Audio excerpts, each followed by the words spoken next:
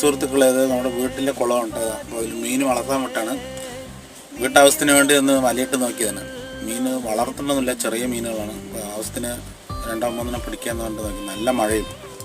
അപ്പോൾ വലയിൽ മീൻ പെട്ട് കഴിഞ്ഞാൽ ചത്തുപോയില്ല കണ്ട് വേഗം എടുക്കുകയാണ്.